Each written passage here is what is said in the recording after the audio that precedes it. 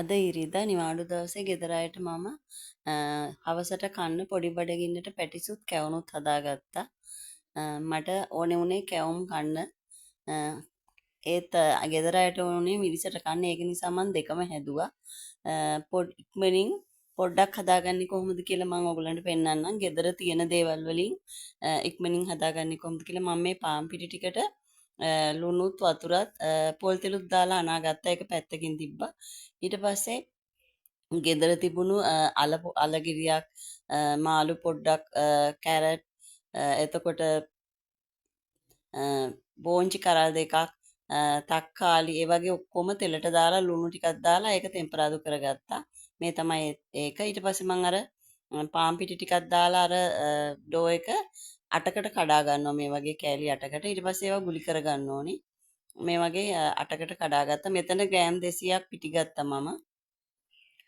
මේ වගේ පොඩියට ගුලි කරගන්න ඊට පස්සේ ඒක ගුලි කරලා පැත්තකින් තියන්න.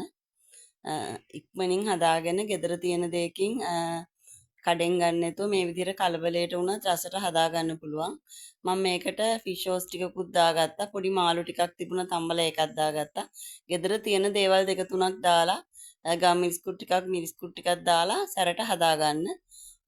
ළමයි කැමති ගෙදර හදලා දෙන දෙයක් නිවාඩු දවසට කන්න. මේ වගේ ඉක්මනින් හදා ගන්න පුළුවන් ඒක. මෙහෙම ගුලි කරලා පැත්තකින් තියාගන්න ඒක. ඒ අතරේ මම හාල් පිටි තිබුණා ගෙදර. තෙත හාල් පිටි මම ඒ තෙත හාල් පිටි පොඩි කෝප්ප භාගයකට පාන් පිටි කෝප්ප භාගයක් දාලා සීනි තේ හැඳි 4ක් දාලා මේ විදිහට පොල් කිරි ටිකක් දාලා ෆ්‍රිජ් එකේ තිබිච්ච ඔක්කොම දාලා අනාගත්තා කැවුම් වලට. කැවුම් ගෙඩි 10කට අනාගත්තේ මම ඒ ටික.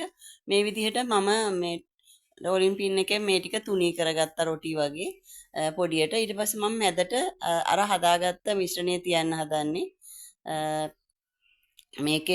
මේකට ඕගොල්ලෝ කැමති දෙයක් ගෙදර තියෙන එළවලුවක් දාලා ගම් මිරිස් ටිකක් දාලා සැරට හදාගන්න. මේක මෙහෙම අතින් පොඩි කරාම මේක හයි වෙනවා. ඊට පස්සේ ගැරප්පුවකින් තද කරගන්න පොඩ්ඩක් මේ විදිහට මම මේ අටම හදාගත්තා. මේ විදිහට මැදට බැටර් එක මේ හදාගත්ත මිශ්‍රණය තියලා මේ විදිහට හදාගන්න. එකින් එක මේ විදිහට මැදට මිශ්‍රණය තියලා මේ විදිහට හදාගන්න. මම මේ අටම ඒ වගේ හදාගත්තා. ඊළඟට මම කැවුම් ටික හදාගන්න හදන්නේ. කැවුම් ටික මේ විදිහට වක් කරගන්න. තෙල් පොඩ්ඩක් දාගන්න කැවුම් හදන්න. මට අනතුරකුත් සිද්ධ වුණා දැක්කද ඒ වෙලාවේ ගෑස් එකෙන් වැඩ කරනකොට පරිස්සමෙන් කරන්න. මේ වගේ අනිත් පැත්ත පෙල්ලලා කැවුම් ටිකට තෙල් පොඩ්ඩක් දාලා ඉදි කැවුම් වලට කොහොමවත් තෙල් වැඩි දාන්න එපා. මෙහෙම මේ පැත්ත පෙල්ලලා මේක හදාගන්න. වක් කරලා මම කැවුම් ටික මේ වෙලාවේ මේ විදිහට හදාගත්තා. මට ආසයි තුනේ පැණි රස දෙයක් කන්න. ඒක නිසා මම ඉක්මනට මේක හදාගත්තා. දෙපැත්ත දාලා මේක පුච්ච ගන්න. කැවුම් ටික අනලා චුට්ටක් වෙලා තියන්න විනාඩි 10ක් 15ක් මේ එතකොට මේක මේ වගේම ලස්සනට පිපිලා එනවා. මම මේක දෙපැත්ත දාලා මේ විදිහට පුච්ච ගත්තා. එකින් එක ඊළඟට මේ විදිහට පැටිස් ටිකට ගින්දර තව තෙල් ටිකක් වැඩිය දාලා තාච්චියට දෙපැත්ත දාගන්න ඕනි. මේක පොඩ්ඩක් කරවේගෙන එනකොට අනිත් පැත්ත දාගන්න. නැත්නම් ගොඩක් කරවනකන් හිටියොත් අනිත් පැත්ත හරවන්න බැරි වෙනවා. ටිකක් හයි වෙන හින්දා දෙපැත්තම ඉක්මනින් දාගන්න. දාලා මේ වගේ මම ඒ ටිකත් ඔක්කොම බැදගත්ත දෙපැත්ත දාලා. හොඳට කරවෙන්න බැදගන්න ඒක. මම ඒ වගේ අටම බැදගත්තා. ගෙදර තියෙන දෙයකින් ළමයින්ට මේ වගේ හදලා දෙන්න. අලගෙඩියක් තිබුණත් ඒ අලගෙඩියට ලුණු ටිකක් ගම්මිරිස් කුඩු ටිකක් දැම්මම මේ වගේ හදා ගන්න පුළුවන් රසට. කඩෙන් කන්නවට වඩා ගෙදර හදන්න හැම වෙලෙම පුරුදු වෙන්න. මොනවා හරි පොඩි දෙයක් හරි නිවාඩු දවසේ දරුවන්ට හදලා දෙන්න. ගෙදර තියෙන දෙයක් දාලා වත්තේ තියෙන දෙයක් දාලා මේ විදිහට හදලා දෙන්න. මම ඒ ටික ඔක්කොම බැදගත්තා. මේ වගේ මේ අපි තේ බොන්න මෙන්න මෙහෙම තියාගත්තා.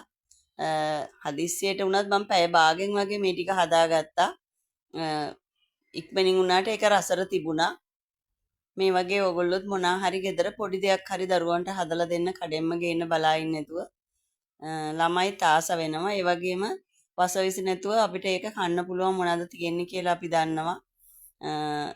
දාපු දේත් දන්නවා අපි. ළමයි හවුල් කරගෙන පොඩි අය ඉන්න ගෙවල් වල මෙහෙම හදාගන්න. කහට එක්කුත් එක්ක මම නම් මේක රසට කෑවා. ඕගොල්ලන්ට සුබ දවසක්.